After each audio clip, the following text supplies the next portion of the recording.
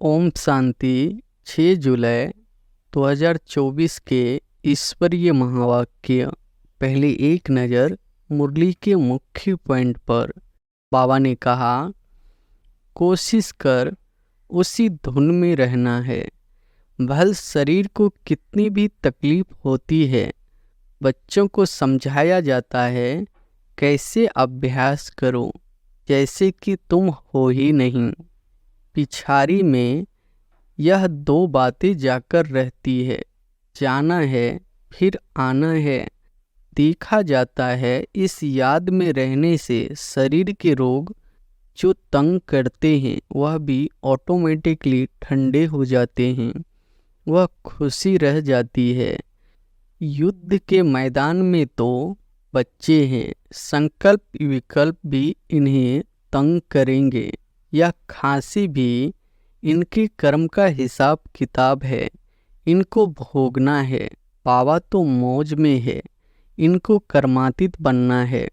दादा पुरुषार्थी है, संपूर्ण नहीं है। तुम सब प्रजापिता ब्रह्मा के बच्चे ब्राह्मण पुरुषार्थ करते हो विष्णु पद पाने। और फिर बाबा ने कहा, तुम फरिश्ते बनते हो तब समझते हो कि अब लड़ाई लगेगी, मिरवा मौत। यह बहुत ऊंच अवस्था है। बाप समझाते हैं, बहन भाई भी नहीं, भाई भाई समझो और बाप को याद करो तो विकर्म विनाश होंगे और कोई तकलीफ नहीं है। अबलाएं कुब्जाएं भी बहुत अच्छा पद पा सकती है। सिर्फ अपनी को आत्मा समझ बाप को याद करो। बाप की निंदा कराएंगे तो पद भ्रष्ट हो जाएगा। बहुत मीठा बनना चाहिए, रफ टफ बात करना यह दैवी गुण नहीं है। और फिर लास्ट में बाबा ने कहा, ब्रह्मा के पास जाने से तुम स्वर्ग का ऐसा प्रिंस बनेंगे। इसीलिए अक्सर करके ब्रह्मा और श्री कृष्ण दोनों के साक्षात्कार होते हैं। अच्छी रीति पुरुषार्थ करना चाहिए, ऐसे नहीं कि जो नसीब में होगा, नहीं, पुरुषार्थ करना चाहिए। पाप को याद करना है, जो याद करेंगे वह अपने धर्म में ऊंच पद पाएंगे। तुम बच्चों को पुरुषार्थ करके रूहानी म्यूजियम अथवा नॉलेज खोलने चाहिए। लिख दो, विश्व की अथवा स्वर्ग की राजाई सेकंड में कैसे मिल सकती है, आकर समझो। और अब सुनते हैं महावाक्यों को विस्तार से।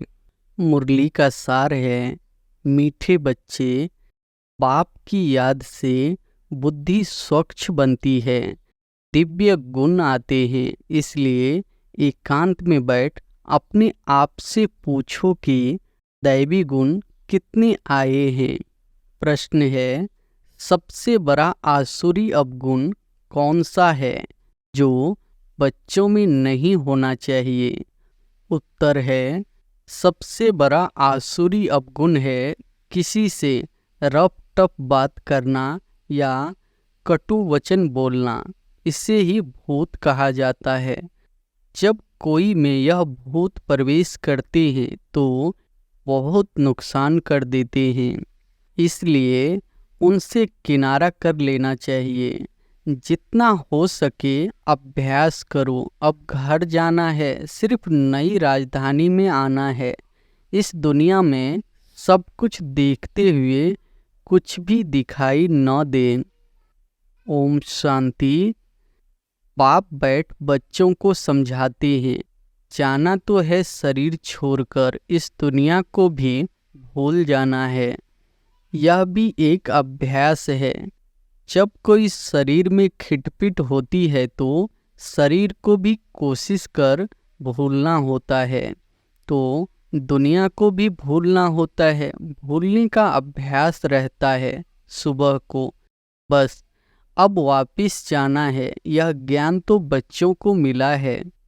सारी दुनिया को छोड़ अब घर जाना है। जास्ती ज्ञान की तो दरकार नहीं रहती। कोशिश कर उसी धुन में रहना है, भल शरीर को कितनी भी तकलीफ होती है। बच्चों को समझाया जाता है कैसे अभ्यास करो, जैसे कि तुम हो ही नहीं। यह भी अच्छा अभ्यास है। बाकी थोड़ा समय है, जाना है घर, फिर बाप की मदद है या इनकी अपनी मदद है। मदद मिलती जरूर है और पुरुषार्थ भी करना होता है। यह जो कुछ देखने में आता है वह है नहीं। अब घर जाना है, वहाँ से फिर अपनी राजधानी में आना है। पिछाड़ी में यह दो बातें जाकर रहती है, जाना है फिर आना है। देखा जाता है इस याद में रहने से शरीर के रोग जो तंग करते हैं वह भी ऑटोमेटिकली ठंडे हो जाते हैं। वह खुशी रह जाती है, खुशी जैसे खुराक नहीं। इसलिए बच्चों को भी यह समझाना पड़ता है, बच्चे अब घर चलना है, स्वीट होम में चलना है, इस पुरानी दुनिया को भूल जाना है। इसको कहा जाता है याद की यात्रा। अभी ही बच्चों को मालूम पड़ता है, बाप कलप कलप आते हैं, यही सुनाते हैं कलप बाद फिर मिलेंगे। बाप कहते हैं, बच्चे अभी तुम जो सुनते हो फिर कलप बाद भी यही सुनेंगे। यह तो बच्चे जानते हैं। बाप कहते हैं, हम कलप कलप आकर बच्चों को मार्ग बताता हूँ। मार्ग पर चलना बच्चों का काम है। बाप आकर मार्ग बताते हैं, साथ में ले जाते हैं। सिर्फ मार्ग नहीं बताते, लेकिन साथ में ले भी जाते हैं। यह भी समझाया जाता है, यह जो चित्र आदि है पिछाड़ी में कुछ भी काम नहीं आते। बाप ने अपना परिचय दे दिया है, बच्चे समझ जाते हैं। बाप का वर्षा बेहद की बादशाही है। जो कल मंदिरों में जाते थे, महिमा गाते थे इन बच्चों लक्ष्मी नारायण की, बाबा तो इन्हों को भी बच्चे बच्चे कहेंगे ना। जो उन्हों के ऊंचे बनने की महिमा गाते थे, अब फिर ऊंचे बनने का पुरुषार्थ करते हैं। सिर्फ बाबा के लिए नई बात नहीं, तुम बच्चों के लिए नई बात है। युद्ध के मैदान में तो बच्चे हैं, संकल्प विकल्प भी इन्हें तंग करेंगे। यह खांसी भी इनके कर्म का हिसाब किताब है, इनको भोगना है। बाबा तो मौज में है, इनको कर्मातीत बनना है। बाप तो है ही सदा कर्मातीत अवस्था में। हम तुम बच्चों को माया के तूफान आदि कर्म भोग आएंगे, यह समझाना चाहिए। बाप तो रास्ता बताते हैं, बच्चों को सब कुछ समझाते हैं। इस रथ को कुछ होता है तो तुमको फीलिंग आएगी कि दादा को कुछ हुआ है। बाबा को कुछ नहीं होता, इनको होता है। ज्ञान मार्ग में अंत श्रद्धा की बात नहीं होती। बाप समझाते हैं, मैं किस तन में आता हूँ, बहुत जन्मों के अंत के पति तन में मैं प्रवेश करता हूँ। दादा भी समझते हैं, जैसे और बच्चे हैं मैं भी हूँ। दादा पुरुषार्थी है, संपूर्ण नहीं है। तुम सब प्रजापिता ब्रह्मा के बच्चे ब्राह्मण पुरुषार्थ करते हो। विष्णु पद पाने लक्ष्मी नारायण कहो, विष्णु कहो, बात तो एक ही है। बाप ने समझाया भी है, आगे नहीं समझते थे। न ब्रह्मा विष्णु शंकर को न अपने आप को समझते थे। अभी तो बाप को ब्रह्मा विष्णु शंकर को देखने से बुद्धि में आता है, यह ब्रह्मा तपस्या करते हैं। यही सफ़ेद ड्रेस है। कर्मातीत अवस्था भी यहाँ होती है। इन एडवांस तुमको साक्षात्कार होता है, यह बाबा फरिश्ता बनेंगे। तुम भी जानते हो, हम कर्मातीत अवस्था को पाकर फरिश्ता बनेंगे। नंबरवार जब तुम फरिश्ते बनते हो तब समझते हो कि अब लड़ाई लगेगी, मिरवा मौत। यह बहुत ऊंच अवस्था है।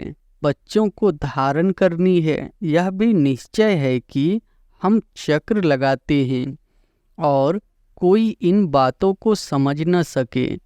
नया ज्ञान है और फिर पावन बनने के लिए बाप याद सिखाते हैं। यह भी समझते हो बाप से वर्षा मिलता है, कलब कलब बाप के बच्चे बनते हैं। 84 का चक्र लगाया है। कोई को भी तुम समझाओ तुम आत्मा हो, परमपिता परमात्मा बाप है। अब बाप को याद करो तो उनकी बुद्धि में आएगा दैवी प्रिंस बनना है तो इतना पुरुषार्थ करना है, विकार आदि सब छोड़ देना है। बाप समझाते हैं बहन भाई भी नहीं, भाई भाई समझो और बाप को याद करो तो विकर्म विनाश होंगे और कोई तकलीफ नहीं है। पिछाड़ी में और कोई बातों की दरकार नहीं पड़ेगी। सिर्फ बाप को याद करना है, आस्तिक बनना है, ऐसा सर्वगुण संपन्न बनना है। लक्ष्मी नारायण का चित्र बड़ा एक्यूरेट है। सिर्फ बाप को भूल जाने से दैवी गुण धारण करना भी भूल जाते हैं। बच्चे एकांत में बैठ विचार करो, बाबा को याद करके हमको यह बनना है, यह गुण धारण करना है। बात तो बहुत छोटी है, बच्चों को कितनी मेहनत करनी पड़ती है, कितना देह अभिमान आ जाता है। बाप कहते हैं देही अभिमानी भव, बाप से ही वर्षा लेना है। बाप को याद करेंगे तब तो किचरा निकलेगा। बच्चे जानते हैं अभी बाबा आया हुआ है, ब्रह्मा द्वारा नई दुनिया की स्थापना करते हैं। तुम बच्चे जानते हो स्थापना हो रही है। इतनी सहज बात भी तुमसे खिसक जाती है। एक अलप है, बेहद के बाप से बादशाही मिलती है। बाप को याद करने से नई दुनिया याद आ जाती है। अबलाएं कुब्जाएं भी बहुत अच्छा पद पा सकती है। सिर्फ अपने को आत्मा समझ बाप को याद करो। बाप ने तो रास्ता बताया है, कहते हैं अपने को आत्मा निश्चय करो। बाप की पहचान तो मिली, बुद्धि में बैठ जाता है।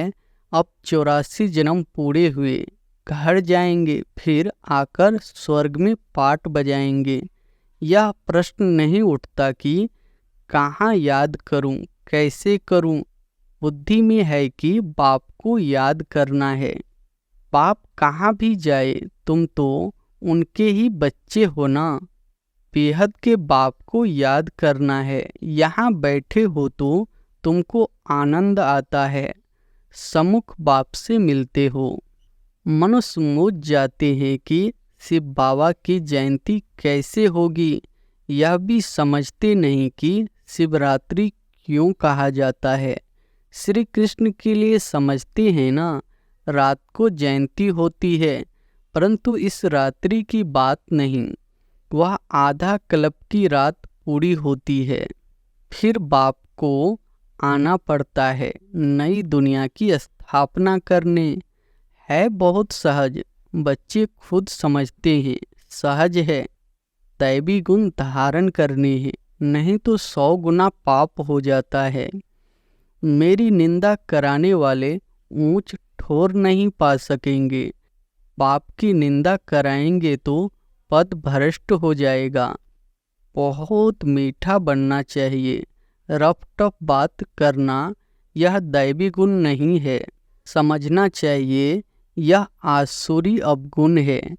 प्यार से समझाना होता है, यह तुम्हारा दैवी गुण नहीं है। यह भी बच्चे जानते हैं। अभी कलयुग पूरा होता है, यह है संगम युग। मनुष्यों को तो कुछ पता नहीं है, कुंभकर्ण की नींद में सोए पड़े हैं। समझते हैं 40,000 वर्ष परे हैं, हम जीते रहेंगे, सुख भोगते रहेंगे। यह नहीं समझते दिन प्रतिदिन और ही तमो प्रधान बनते हैं। तुम बच्चों ने विनाश का साक्षात्कार भी किया है। आगे चलकर ब्रह्मा का श्री कृष्ण का भी साक्षात्कार करते रहेंगे। ब्रह्मा के पास जाने से तुम स्वर्ग का ऐसा प्रिंस बनेंगे। इसलिए अक्सर करके ब्रह्मा और श्री कृष्ण दोनों के साक्षात्कार होते हैं। कोई को विष्णु का होता है, परंतु उनसे इतना समझ नहीं सकेंगे। नारायण का होने से समझ सकते हैं। यहाँ हम जाते ही है देवता बनने के लिए। तो तुम अभी सृष्टि के आदि मध्य अंत का पाठ पढ़ते हो। पाठ पढ़ाया जाता है याद के लिए। पाठ आत्मा पढ़ती है, देह का भान उतर जाता है। आत्मा ही सब कुछ करती है। अच्छे अथवा बुरे संस्कार आत्मा में ही होते हैं। तुम मीठे मीठे बच्चे 5000 वर्ष के बाद आकर मिले हो। तुम वही हो, फीचर्स भी वही है। 5000 वर्ष पहले भी तुम ही थे। तुम भी कहते हो 5000 वर्ष बाद आप वही आकर मिले हो जो हमको मनुष्य से देवता बना रहे हैं। हम देवता थे, फिर असुर बन पड़े हैं। देवताओं के गुण गाते आए, अपने अवगुण वर्णन करते आए। अब फिर देवता बनना है, क्योंकि दैवी दुनिया में जाना है। तो अब अच्छी रीति पुरुषार्थ कर ऊंच पद पाओ। टीचर तो सबको कहेंगे ना, पढ़ो, अच्छी मार्क्स में पास हो तो हमारा भी नाम बाला और तुम्हारा भी नाम बाला होगा। ऐसे बहुत कहते हैं। बाबा, आपके पास आने से कुछ निकलता ही नहीं, सब भूल जाते हैं। आने से ही चुप हो जाएंगे। यह दुनिया जैसे कि ख़त्म हुई पड़ी है। फिर तुम आएंगे नई दुनिया में। वह तो बड़ी शोभनीक नई दुनिया होगी। कोई शांति धाम में विश्राम पाते हैं, कोई को विश्राम नहीं मिलता है। ऑलराउंड पार्ट है, परंतु तमो प्रधान दुख से छूट जाते हैं। वहाँ शांति सुख सब मिल जाता है। तो ऐसे अच्छी रीति पुरुषार्थ करना चाहिए।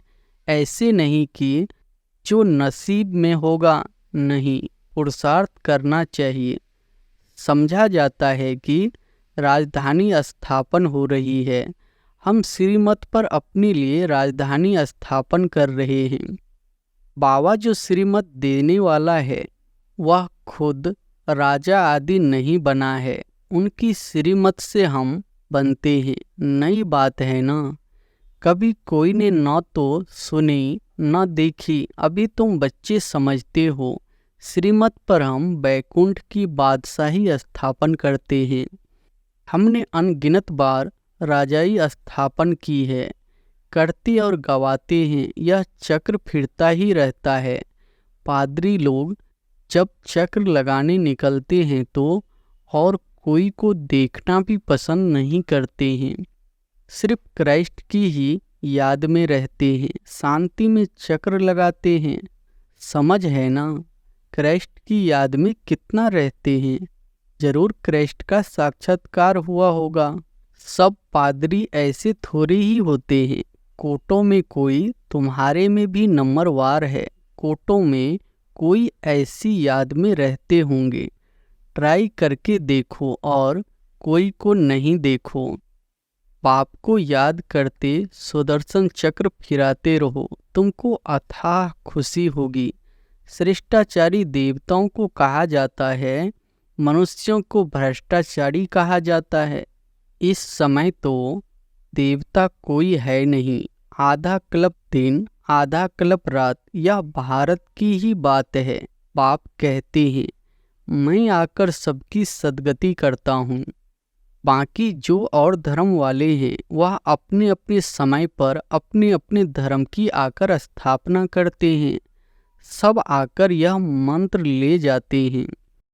बाप को याद करना है। जो याद करेंगे वह अपने धर्म में ऊंचे पद पाएंगे। तुम बच्चों को पुरुषार्थ करके रूहानी म्यूजियम अथवा कॉलेज खोलने चाहिए। लिख दो, विश्व की अथवा स्वर्ग की राजाई सेकंड में कैसे मिल सकती है? आकर समझो। पाप को याद करो तो बैकुंठ की बादशाही मिलेगी। अच्छा, मीठे मीठे सिकिलधे बच्चों प्रति माता पिता बाप दादा का याद प्यार और गुड मॉर्निंग। रूहानी बाप की रूहानी बच्चों को नमस्ते। धारणा के लिए मुख्य सार पहली पॉइंट है, चलते फिरते एक बाप की ही याद रहे और कुछ देखते हुए भी दिखाई न दे, ऐसा अभ्यास करना है। एकांत में अपनी जांच करनी है कि हमारे में दैवी गुण कहाँ तक आए हैं। दूसरी पॉइंट है, ऐसा कोई कर्तव्य नहीं करना है जिससे बाप की निंदा हो। दैवी गुण धारण करने हैं, बुद्धि में रहे। अभी घर जाना है, फिर अपनी राजधानी में आना है। वरदान है, सेवाओं में शुभ भावना की एडिशन द्वारा शक्तिशाली फल प्राप्त करने वाले सफलता मूर्त भव। सेवाओं में शुभ भावना की एडिशन द्वारा शक्तिशाली फल प्राप्त करने वाले सफलता मूर्त भव। जो भी सेवा करते हो उसमें सर्व आत्माओं के सहयोग की भावना हो, खुशी की भावना व सद्भावना हो तो हर कार्य सहज सफल होगा। जैसे पहले जमाने में कोई कार्य करने जाते थे तो सारे परिवार की आशीर्वाद लेकर जाते थे, तो वर्तमान सेवाओं में यह एडिशन चाहिए। कोई भी कार्य शुरू करने के पहले सभी की शुभ भावनाएं, शुभ कामनाएं लो, सर्व की संतुष्टता का बल भरो, तब शक्तिशाली फल निकलेगा। स्लोगन है, जैसे बाप जी हाजिर कहते हैं वैसे आप भी सेवा में जी हाजिर जी हजूर करो तो पुण्य जमा हो जाएगा। जैसे बाप जी हाजिर कहते हैं वैसे आप भी सेवा में जी हाजिर जी हजूर करो तो पुण्य जमा हो जाएगा। अच्छा, ओम शांति।